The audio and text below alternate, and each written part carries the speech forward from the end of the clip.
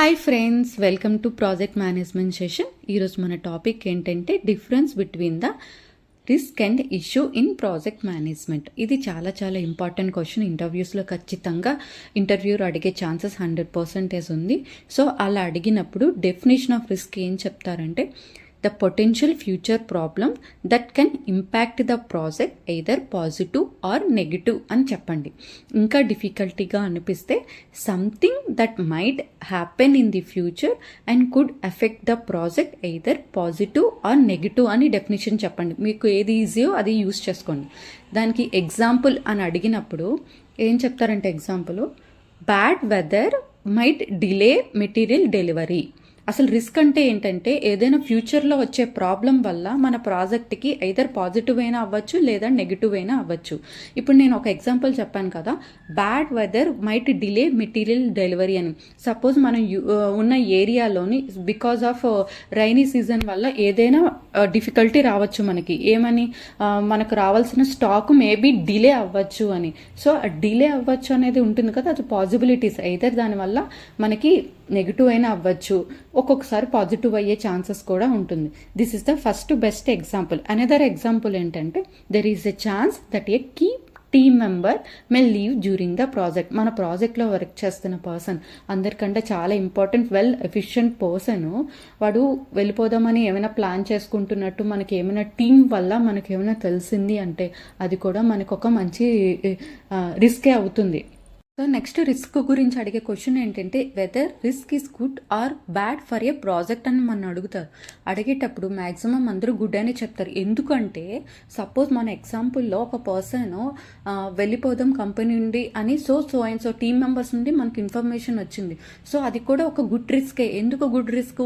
ఆ పర్సన్ వెళ్ళిపోతున్నారు కాబట్టి, వాడు మనకి ఇంపార్టెంట్ పర్సన్ కాబట్టి, సో వాడితో మాట్లాడి వాడికి కావాల్సిన నెగోషియేషన్స్ అన్నీ కూడా మనం చేసుకొని వాటిని ఏదో ఒకలాగా కంపెనీలో కంటిన్యూ చేసేటట్టు చేయొచ్చు. So risk is a positive. So risk can be forecast by taking the mitigation steps. ఏంటా స్టెప్స్ అంటే first we need to identify the risk, analyse the risk, prioritise the risk, monitor the risk and mitigation steps we need to take the risk. అంటే first ఏదైనా risk వచ్చిందంటే first ఆ risk ఎక్కడుందో మనం identify చేయాలి. తర్వాత analysation చేయాలి, దీన్ని ఎట్లాగా మనం పోగొట్టాలి అని. నెక్స్ట్ ఏం చేయాలంటే ప్రయారిటైజేషన్ చేసుకోవాలి. ఈ ఉన్న దాంట్లోని ఏ రిస్క్ ఫస్ట్ కంప్లీట్ చేయాలో ప్రయారిటైజేషన్ చేసుకోవాలి. తర్వాత వర్క్ స్టార్ట్ చేసి మానిటరైజేషన్ చేయాలి.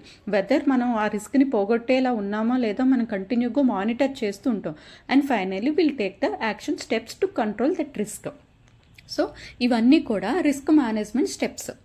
నెక్స్ట్ ఏంటి ఇష్యూ అంటే డెఫినేషన్ ఏం చెప్తారంటే a problem that has already happened and is affecting the project now or current problem or uncertain things occur in the middle of the project. ఈ రెండిట్లో మీకు ఏది సింపుల్గా ఉంటే అది చెప్పండి. అసలు ఇష్యూ అంటే ఏంటంటే సడన్గా వచ్చే ప్రాబ్లమ్ని ఇష్యూ అంటారు. దానివల్ల మన ప్రాజెక్ట్కి ఎప్పుడూ కూడా నెగిటివ్ ఇంపాక్టే 100% ఛాన్స్ ఉంటుంది. దానికి బెస్ట్ ఎగ్జాంపుల్ ఏంటంటే the team member has already resigned or absconded because of that work is delayed. మనం రిస్క్కి వచ్చేటప్పటికి team member is planning to resign అంటున్నాడు, వాడు ఇంకా రిజైన్ చేయలేదు, హీస్ ప్లానింగ్. బట్ ఇష్యూకి వచ్చేటప్పటికి ఈజ్ ఆల్రెడీ అబ్స్కాండ్ అయిపోయాడు. దానివల్ల ప్రాజెక్ట్ డిలే అనేది జరుగుతుంది. సో అదనేది best example. And also another example ఏంటంటే the supplier missed the delivery deadline. మనకి థర్డ్ పార్టీస్ నుండి ప్రొడక్ట్స్ వస్తాయి కదా, మ్యానుఫ్యాక్చరింగ్ ప్రొడక్ట్స్ అన్నీ కూడా కంపెనీకి లైక్ సిస్టమ్స్, డెస్క్టాప్స్ ఇట్లాంటివి వస్తూ ఉంటాయి కదా. ఆన్ టైం రాకుండా if there is an delay రావడం వల్ల మన ప్రాజెక్ట్ స్టార్ట్ అవ్వడం కూడా లేట్ అవుతుంది. These are the current problems. So issue is the current problems that always produce the negative effect to the project. So కంపెనీస్లో ఏమైనా issues కానీ జరిగితే మనం ప్రతిదీ డాక్యుమెంటెడ్ చేస్తాం.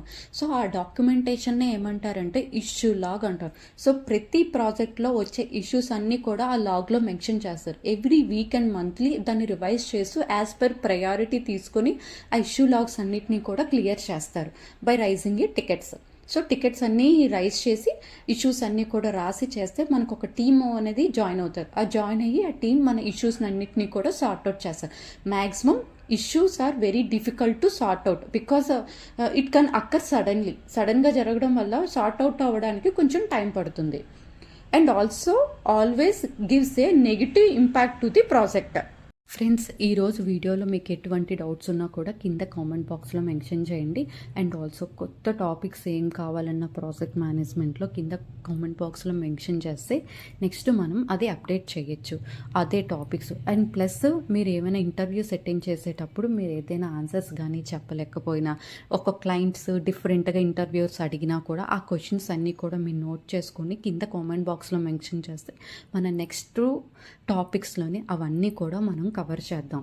ఈ వీడియో వెరీ యూస్ఫుల్. సో మీరు అందరికీ కూడా షేర్ చేయండి సో దట్ జాబ్కి ఇంటర్వ్యూస్కి ఎవరైతే అటెండ్ అవుతున్నారో వాళ్ళందరికీ కూడా హెల్ప్ఫుల్.